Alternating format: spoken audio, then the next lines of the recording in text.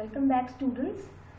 आज मैं बहुत इम्पॉर्टेंट एक टॉपिक स्टार्ट करने वाली हूँ जो कि आपके लाइफ साइंस का बहुत ही इम्पॉर्टेंट टॉपिक है। वो है सेल साइकिल यानी कोशिका चक्र। तो चलिए बच्चों शुरू करते हैं। ये जो कोशिका चक्र है इसका कॉन्सेप्ट क्लियर होना बहुत ज़रूरी है, ठीक है, जो कि लाइफ साइंस के जब फिर फर्दर क्लासेस है, फर्दर चैप्टर्स है, उसमें आपको हेल्प करेंगे। तो चलिए शुरू करते हैं कोशिका चक्र। जब हम कोशिका चक्र की बात करते हैं ये है क्या? जैसे कि हम जानते हैं एक कोशिका से जो है दो संतति कोशिका तैयार होती है कि नहीं? यानी एक सेल से दो डॉटर सेल्स का तैयार होना। तो ये जो प्रोसेस है ना, ये एक साइकिल जैसा है, चक्र जैसा है, चलते रहता है। इसी को हम सेल साइकिल या कोशिका चक्र। तो कोशिका चक्र बहुत ही आवश्यक जैविक प्रक्रिया है जिसके द्वारा कोशिकाएं विभाजित होकर खुद को द्विगुणित करती, इसे कोशिका चक्र कहा जाता है। और कोशिका चक्र द्वारा कोशिका से दो, देखो यहाँ पे मेन पॉइंट जो है, दो कोशिकाओं का निर्माण होता है। एक कोशिकीय जीवों में कोशिका चक्र एक नए जीव के साथ समाप्त हो जाता है। तो जो ये है आपका कोशिका चक्र। तो एक कोशिका से दो कोशिका, जो संतति कोशिका, डॉटर सेल्स, और ये प्रोसेस जो है ये एक साइकिल की तरह चलता रहता है। वही हम ये पढ़ने वाले हैं कि होता क्या है। ये जो कोशिका चक्र है ये मूल रूप से दो फेजेस में, 2 फेजेस या प्रावस्थाओं में होता है। कौन सा? पहला जो है इंटरफेज, जिसको हम बोल रहे हैं अंतरावस्था, और दूसरा जो है सूत्री विभाजन, ठीक है, यानी डिवीजन, माइटोसिस फेज, एक प्रावस्था, ठीक है। तो ये जो इंटरफेज है, ये पहले क्या था ना, पहले वैज्ञानिक बोलते थे जो ये इंटरफेज है ये बहुत ही निष्क्रिय एक फेज है, निष्क्रिय अवस्था है, ठीक है। यहाँ पे कोई कार्य नहीं होता। कार्य से हम लोग का क्या तात्पर्य है? कार्य से अर्थ होता है डिवीजन। यहाँ पे कोई विभाजन नहीं हो रहा है, इसीलिए इसको क्या इनएक्टिव फेज बोल दिया गया है कि नहीं, अनिष्क्रिय फेज बोल दिया गया। लेकिन बाद में देखा गया कि ये जो है मोस्ट एक्टिव फेज है, बहुत ही ज़्यादा सक्रिय है। क्यों? क्योंकि इस फेज में तैयारी होती है डिवीजन की। ये जो यहाँ से जब हम इंटरफेज की बात कर रहे हैं, यहाँ से लेके ये पूरा फेज, ये पूरा इंटरफेस है। और इस इंटरफेस में कोशिका की क्या तैयारी, वो प्रिपरेशंस करने को प्रिपरेटरी फेज बोला जाता है। इसलिए वो एंड फेज में आए कि विभाजित हो सके। तो विभाजन के लिए जो तैयारियाँ वो कहाँ होती है? इंटरफेस में होती है।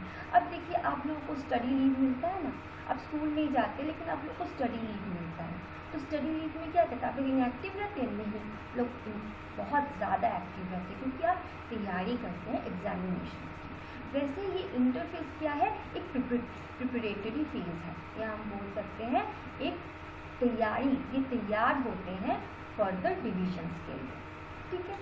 तो ये जो इंटरफेस है ये 3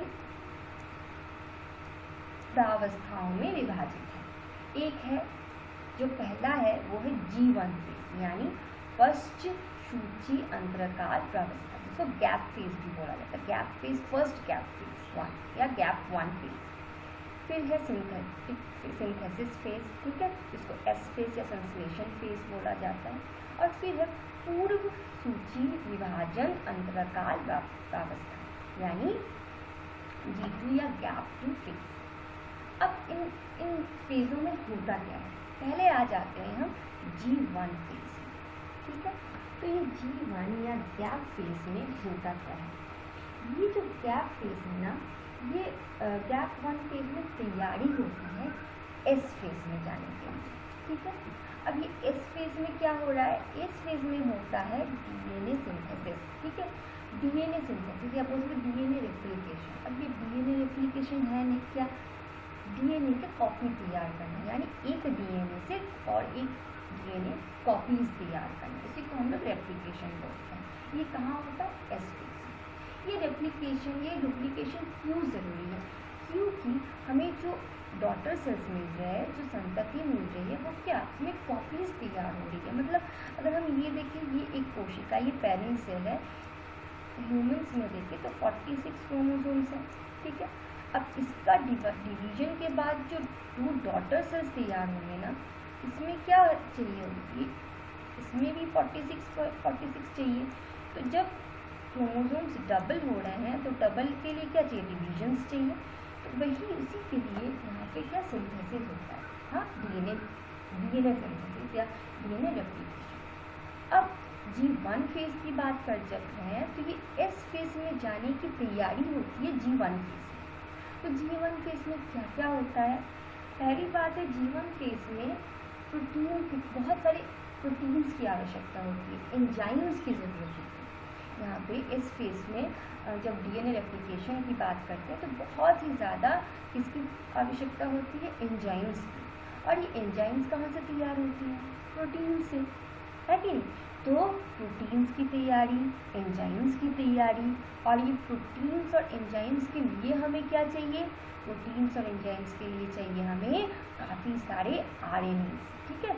बहुत हर तरह के आरएनए, चाहे वो आरआरएनए हो, एसआरएनए हो, आरआरएनए हो, टीआरएनए हो या एमआरएनए हो, ये तीनों तरह के जो आरएनएस है उसकी तैयारी चाहिए, क्योंकि आरएनए से ही क्या होता है, प्रोटीन की तैयारी होती है, ठीक है। किस प्रोसेस से, ट्रांसक्रिप्शन और ट्रांसलेशन, ये आप लोग आगे पढ़ चुके हो। तो G1 फेज में क्या हुआ, ये कच्ची सामग्री जो रॉ मटेरियल्स है जो हमें S फेज में चाहिए उसकी तैयारी हुई। किस किस चीज़ों की तैयारी हो गई G1 फेज में?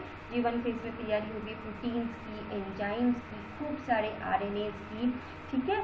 और साथ में बहुत सारे ATP।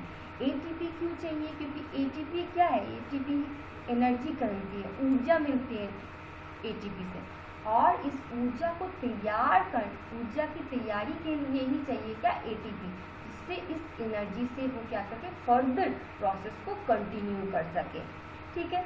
तो जितनी कच्ची सामग्री थी वो तो यहाँ पे तैयार हो गई, और यहाँ पे क्या होता है, जिसके कारण क्या हो गया, सेल साइज बढ़ गया, तो ग्रोथ हो गया सेल साइज का, तो सब कुछ जो है यहाँ पे तैयार हो गया। अब जब रॉ मटेरियल्स, सारे कच्ची सामग्री तैयारी के बाद, प्रोटीन्स, एंजाइम्स, आरएनए सब तैयार होने के बाद, ATP के बाद, अब ये जो सेल है, ये जो कोशिका है, ये चली गई कहाँ, S फेज में, ठीक है, सिंथेसिस फेज में। अब S फेज में तो जो जितनी भी कच्ची सामग्री, जितने भी रॉ मटेरियल्स चाहिए हमें डीएनए रेप्लिकेशन के लिए, एंजाइम बोलो, आरएनए बोलो, या फिर एनर्जी, ऊर्जा, सब कुछ तैयार है। तो अब क्या होगा, डीएनए रेप्लिकेशन होगा, यानी एक डीएनए से दूसरी डीएनए तैयार हो गया। और यहाँ पे मेनली 3 चीज़ें होती है। एक तो डीएनए रेप्लिकेशन होता है, साथ में होता है सेंट्रियोल्स की तैयारी, ठीक है, सेंट्रियोल्स बनते हैं। और सेंट्रियोल्स क्यों बनते हैं, क्योंकि सेंट्रियोल्स ही है जिससे क्या, स्पिंडल फाइबर्स, यानी धुरी तंतु जब हम डिविजन्स और पढ़ेंगे तब हम देखेंगे कि ये जो कोशिका और ये जो क्रोमोसोम है, ठीक है, ये क्रोमोसोम ये अलग होके 2 पोल्स में चले जाते हैं, और ये किसकी मदद से जाते हैं, स्पिंडल फाइबर्स। ये है आपका स्पिंडल फाइबर, धुरी तंतु, ठीक है, धुरी तंतु की मदद से ये जाते हैं स्पिंडल फाइबर्स। फिर खिंचाव, ये 2 पोल, ऊपर हाफ जाता है, नीचे हाफ आता है, ये 2 पोल की तरफ जो खिंचाव है, ये कौन क्रिएट करता है, कौन तैयार करता है, स्पिंडल फाइबर्स। और ये स्पिंडल फाइबर्स कौन तैयार करता है, centrioles. In case of animal cells, यानी जब हम लोग जंतु कोशिका की बात कर रहे हैं उसमें लेकिन ये सेंट्रियोल पाया जाता है, लेकिन पादप कोशिका में, पौधों की जो प्लांट्स कोशिका होती है उसमें लेकिन ये सेंट्रियोल नहीं मिलता है, ठीक है, नहीं पाया जाता है। इसके तब प्लांट में कुछ फैक्टर्स होते हैं जिस फैक्टर से स्पिंडल्स फॉर्म करते हैं, लेकिन सेंट्रियोल से नहीं फॉर्म करते।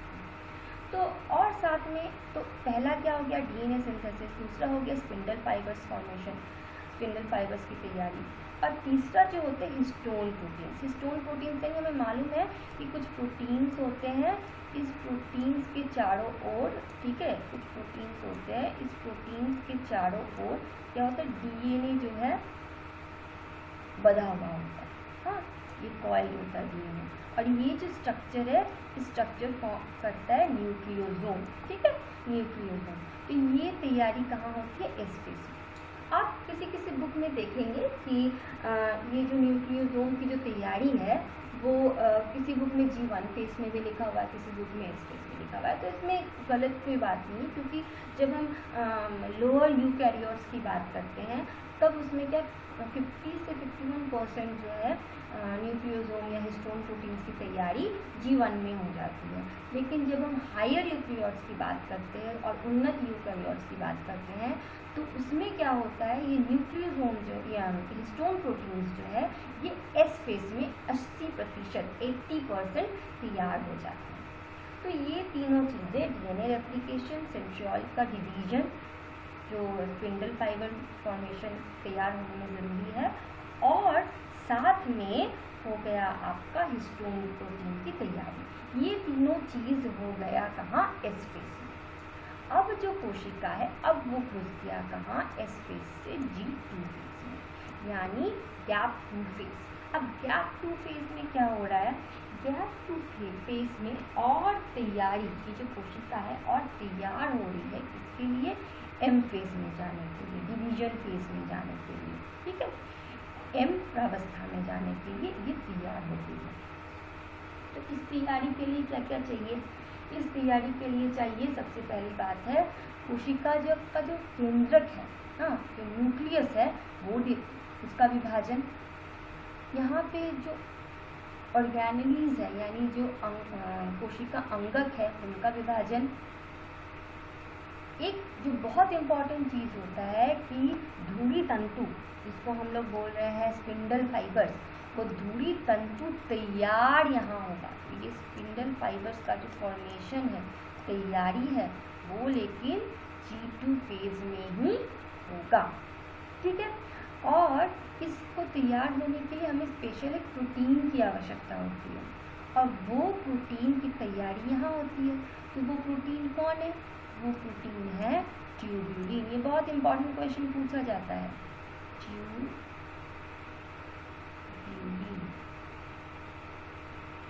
ठीक है। तो ट्यूब्यूलिन वो प्रोटीन है जो तैयार हो रहा है G2 फेज में, किसके लिए, स्पिंडल फाइबर, स्पिंडल जो फाइबर्स है उसकी तैयारी के लिए, ठीक है। और साथ में ATP, बहुत सारी ATP तैयार होगी, क्योंकि ये जो स्पिंडल फाइबर्स है ना, ये जब क्रोमोसोम्स को खींच के 2 पोल्स में ले जाते हैं उस वक्त बहुत बहुत ज़्यादा ATP की माना जाता है कि अप्रॉक्स एक क्रोमोसोम को अलग करने के लिए 30 ATPs की ज़रूरत होती है। तब आप सोच सकते हो कि अगर 46 क्रोमोसोम्स को अलग करना हो तो कितने सारे ATP की ज़रूरत होगी। तो यहाँ पे कई ATPs तैयार होते हैं, और साथ में RNA का भी, जितने भी तरह के RNA है उसकी तैयारी होती है। तो ये हो गया तीनों फेज। तो एक बार अगर हम रिवीजन करें तो G1 फेज में होगी तैयारी, यहाँ पे तैयारी होती है एस फेज पे जाने के लिए, तो इसीलिए G1 फेज में क्या एंजाइम्स, प्रोटीन्स, RNA तैयार हो गया और सेल का साइज बढ़ गया, ग्रोथ हो गया। इस फेज में डीएनए रेप्लिकेशन हुआ, सेंट्रियोल डिवाइड किया, और साथ में क्या हो गया, हिस्टोन प्रोटीन तैयार हो गया। उसके बाद G2 में तैयारी हो रही है एम फेज में जाने की, में RNA के साथ बहुत सारे ATPs के साथ यहाँ पे क्या हो रहा है, न्यूक्लियस डिवाइड कर रहा है, ऑर्गेनेल्स जो कोशिका अंगक है वो डिवाइड कर रहे हैं, और साथ में और एक क्या इम्पॉर्टेंट बात हो रही है कि ट्यूबुलिन प्रोटीन तैयार होता है स्पिंडल फाइबर्स यानी धुरी तंतुओं को बनाने के लिए। तो ये हो गया आपका G2 फेज। अब ये जब घुस रहा है एम फेज में, तो देखिए सारी मैंने यहाँ पे नोट्स दे दिए हैं एम फेज में। अब जब हम एम फेज की बात करते हैं ना, तो यहाँ पे विभाजन हो रहा है, तो एम फेज में 2 स्टेजेस में होता है डिवीजन, ठीक है।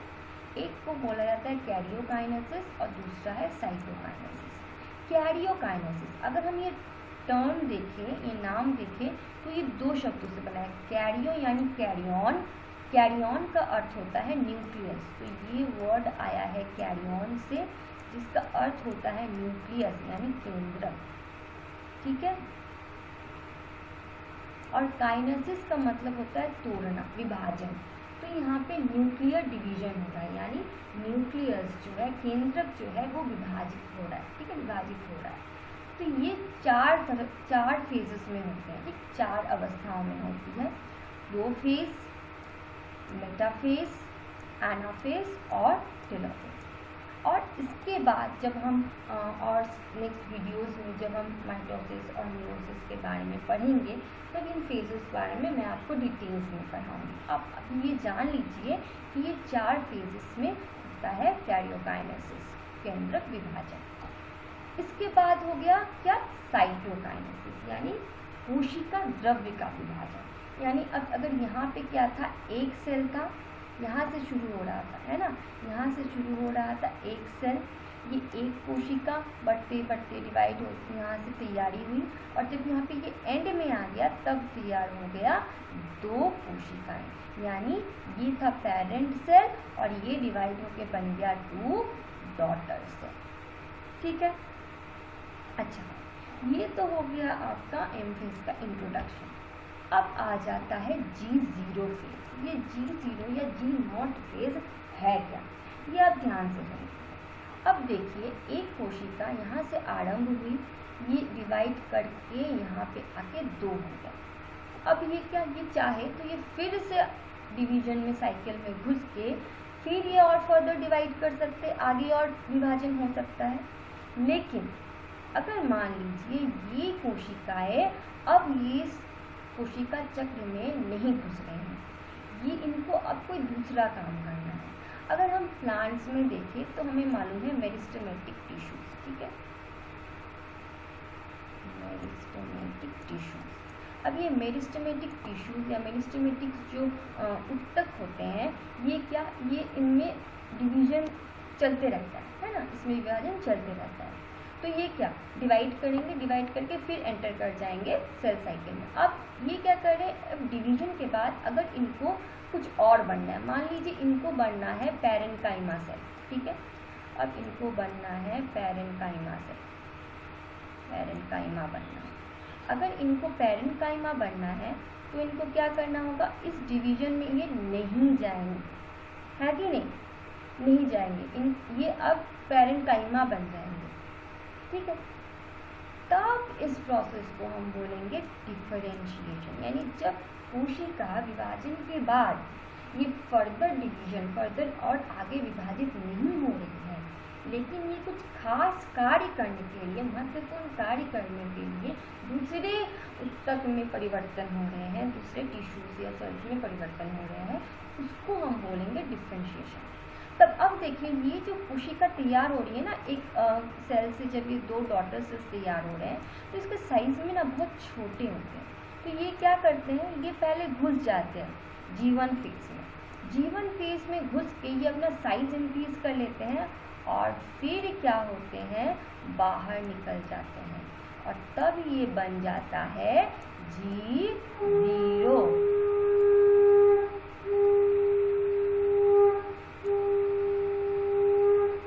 बन गया G0 फेज। अब जब ये G0 फेज बन गया ना, तो ये G0 या G0 यहाँ पे हम क्यों बोल रहे हैं, क्योंकि यहाँ पे विभाजन नहीं हो रहा है। इसका मतलब ये नहीं कि ये इनएक्टिव है, ये इनएक्टिव है किस सेंस में, डिवीजन के सेंस पे, लेकिन ये एक महत्वपूर्ण कार्य करने के लिए ही ये डिवाइड नहीं हुआ, इसको बोलते हैं डिफरेंशिएशन। अब देखिए, अब मान लीजिए यही पैरेन्काइमा सेल को अब बनना है कॉर्ड कैम्बियम। अब मान लीजिए इसको अगर कॉर्ड कैम्बियम बनना है, ठीक है, कॉर्ड कैम्बियम बनना है, इसको अब बनना है कॉर्ड कैम्बियम। और जब इसको कॉर्ड कैम्बियम बनना है ना, तो ये क्या करेंगे, अब इसको फिर से घुसना पड़ेगा इस साइकिल में। तो अब क्या, ये डिफरेंशिएटेड था पैरेन्काइमा, अब ये फिर से घुस गया साइकिल में, तब ये बन गया डी डिफरेंशिएशन। तो पहले हुआ डिफरेंशिएशन, सेकेंड स्टेप में हो रहा है डी डिफरेंशिएशन, हो गया। अब ये कॉर्ड कैम्बियम के बनने के बाद, मतलब जब ये मान लीजिए ये था कॉर्ड कैम्बियम बन रहा है, ठीक है, बना, और कॉर्ड कैम्बियम बनने के बाद ये पैरेन्काइमा 2 बन गया, ऊपरी भीतरी हिस्सा बन गया, ये इनर साइड बन गया, ये आउटर साइड बन गया। अब इसके बाद इसको फिर से बनना है पैरेन्काइमा, तो फिर से ये यहाँ पे फिर से ये पैरेन्काइमा बनना है, ठीक है। तो ये फिर से अगर पैरेन्काइमा बनना चाहे, इसको बनना है फिर से पैरेन्काइमा बनना है इसको, तब ये क्या करेगा, फिर से कहाँ चला जाएगा, फिर से ये बाहर निकल आएगा, है कि नहीं। तो जब ये फिर बाहर निकल आ रहा है सेल साइकिल से, तब ये हो गया रीडिफरेंशिएशन, ठीक है। तो एक बार और हम बता रहे हैं, मानिए एक कोशिका है, ये कोशिका पूरे साइकिल को कंप्लीट करने के बाद 2 डॉटर सेल्स में 2 संतकी कोशिका में विभाजित हो रही है। अब इसको क्या है, एग्जाम्पल ले रहे हैं हम प्लांट टिश्यूज में, मेरिस्टेमेटिक टिश्यू ये विभाजित होते रहते हैं, लेकिन अब मानिए इस मेरिस्टेमेटिक टिश्यू को डिवाइड नहीं करके पैरेन्काइमा बनना है, तब ये क्या करेंगे, कि ये सेल से ये साइज में छोटे होते हैं ना, ओरिजिनल जो पेरेंट सेल्स के बाद जो डॉटर सेल्स बनते हैं, तो ये G1 फेज में घुसेंगे, अपना साइज इंक्रीज करेंगे, फिर ये निकल जाएंगे, तब ये बन गया G0, और इसी को हम बोलते हैं डिफ्रेंशिएशन। अगर मान लीजिए इस पैरेन्काइमा को अब बनना है कॉर्ड कैम्बियम, तो इसको फिर डिवाइड करना पड़ेगा, क्योंकि फिर घुस जाएगा G0 सेल साइकिल में, तब ये बन गया डी डिफ्रेंशिएशन। अब इसको बनना है पैरेन्काइमा फिर से, तब ये फिर सेल डिवीजन से निकल के बन गया डी डिफ्रेंशिएशन। तो ये एक इम्पॉर्टेंट चीज़ है सेल साइकिल। अब इसके बाद आ जाता है सी वैल्यू और चेक पॉइंट्स। ये सी वैल्यू और ये चेक पॉइंट्स है, पहले बात करते हैं सी वैल्यू। सी वैल्यू होता है कि डीएनए कंटेंट, ठीक है, जो कोई भी कोशिका जब विभाजित होते हैं, जैसे हम जानते हैं कि हमारे जो कोशिका जो डिवाइड हो रहे हैं उसको हम डिप्लॉयड कंडीशन में, हमारे 2 है, ये 2 है, ठीक है। अब जब ये G1 स्टेट में है, ये 2 है, लेकिन फिर जब इसको हम डीएनए कंटेंट देखेंगे, तब ये जो डीएनए कंटेंट है ये भी लेकिन सेम है। मतलब अगर मैं देखूँ, ड्रॉ करूँ इसका क्रोमोसोम यहाँ, ठीक है, तो ये यहाँ पे लेकिन कोई डिवीजन नहीं हुआ, ये इसका क्रोमोसोम, ठीक है, तो ये डिवाइड नहीं हो रहा है ना, तो इसका डीएनए कंटेंट सेम है, इसीलिए इसका डीएनए कंटेंट हम रखेंगे। अगर डीएनए क्रोमोसोम 2n है, तो इसका डीएनए कंटेंट जो होगा, सी वैल्यू होगा, वो होगा 2C, ठीक है। लेकिन जब ये एच फेज में आ रहा है, तब ये कैसे दिख रहा है, देखिए, तो ये था इसका ओरिजिनल क्रोमोसोम,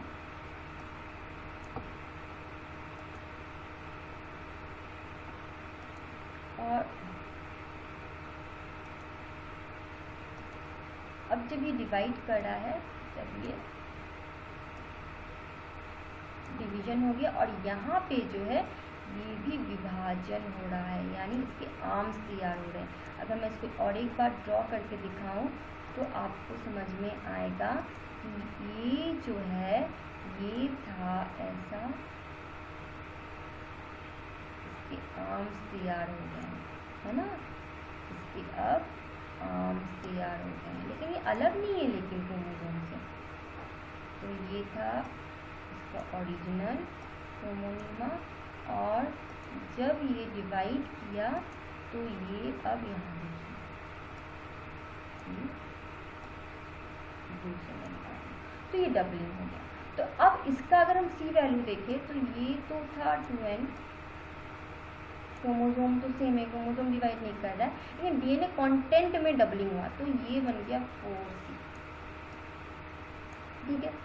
जब ये G2 में भी जा रहा है, हमको मालूम है यहाँ पे भी कोई डिवीजन नहीं हो रहा, सेम थिंग हो रहा है यहाँ पे, तो यहाँ पे भी 2n है, लेकिन यहाँ पे है 4C,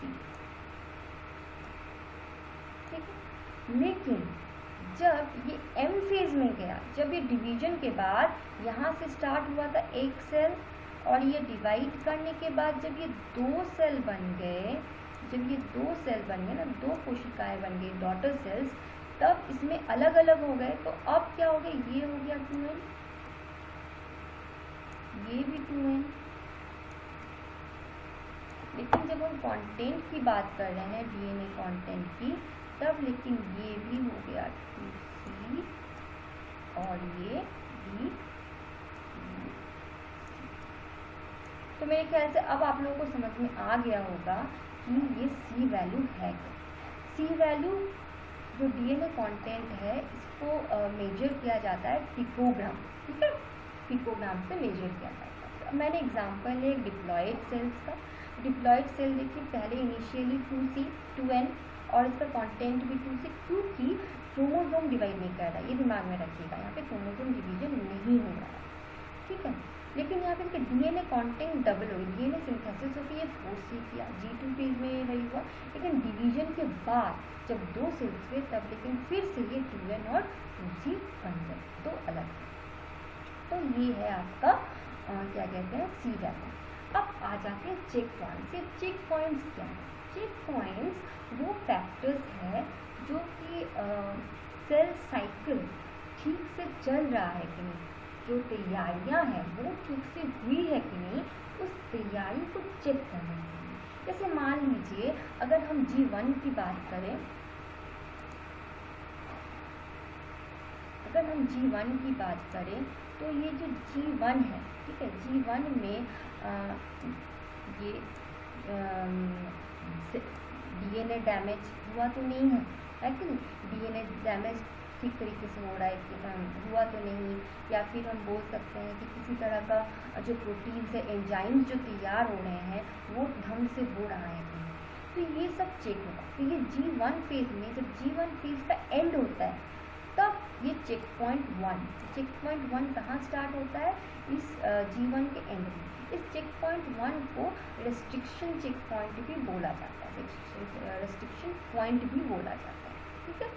तो यहाँ पे क्या हुआ? चेक हुआ सारे जितने भी कच्ची सामग्री है, रॉ मटेरियल्स है, वो तैयार होने के लिए कोई किसी तरह का डीएनए डैमेज तो नहीं, वो चेक होता है। इसके बाद जो सेकेंड चेक पॉइंट आता है वो होता है G2 के एंड पे, ठीक है।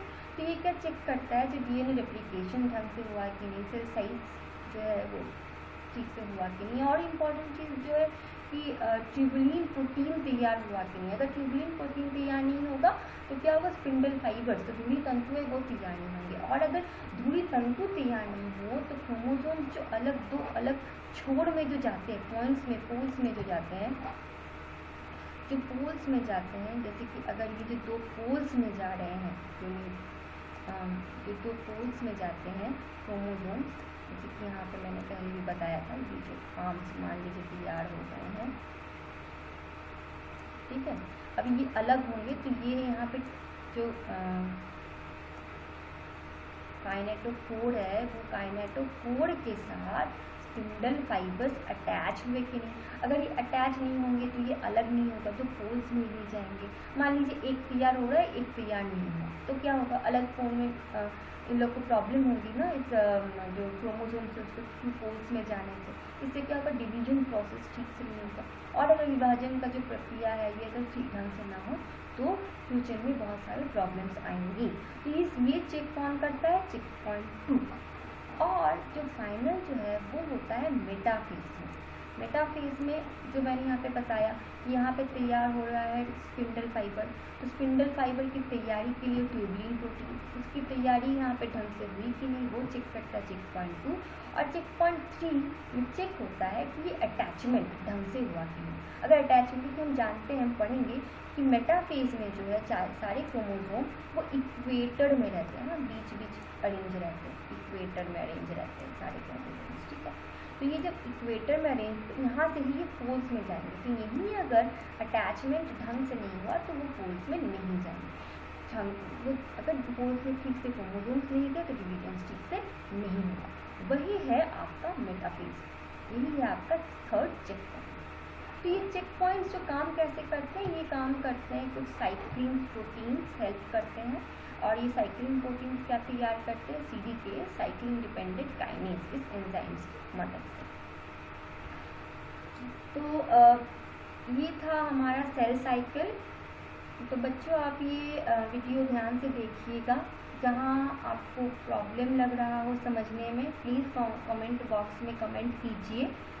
अगर आपको ये वीडियो अच्छी लगी तो लाइक कीजिए, और मेरे और वीडियोस के लिए आप मेरे वीडियोस को सब्सक्राइब कीजिए। इससे आपको मेरे अपडेट्स मिलते रहेंगे, ठीक है। और ध्यान से देखिए, इम्पॉर्टेंट टॉपिक है ये बहुत ही ज़्यादा।